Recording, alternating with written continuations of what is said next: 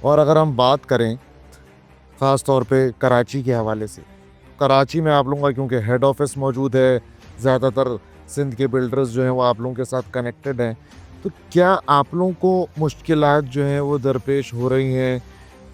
دیکھیے اس وقت تو حالات یہ ہیں کہ جنرلی سینٹیمنٹ ہی نہیں ہے کہ کوئی نیا پروجیکٹ سٹارٹ کرے، کیونکہ بائر کے پاس پیسے نہیں ہے۔ اگر خریدار نہیں ہوگا تو میں کیا کانکریٹ کا گریو یارڈ تو نہیں بنا سکتا ہوں۔ ہمارا ماڈل یہ ہے کہ ہم پلاٹ لیتے ہیں، اناؤنس کرتے ہیں اور بکنگ کے پیسے آتے ہیں اور اس سے بلڈنگ بنتی ہے۔ اس وقت دے آر نو بائرز۔ باقی جو آپ نے کہا کہ گلی آس پاس ہی، تو یار ہم بلڈنگ بناتے ہیں، خود ہی ڈیولپ کر دیتے ہیں۔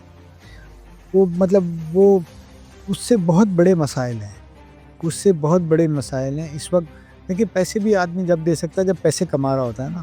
آج پیسے نہیں دیے جا رہے ہیں، آج اپروول نہیں ہو رہی ہے، اپروول میں کوئی پیسے مطلب نہ ہونے کے برابر لگ رہے ہیں۔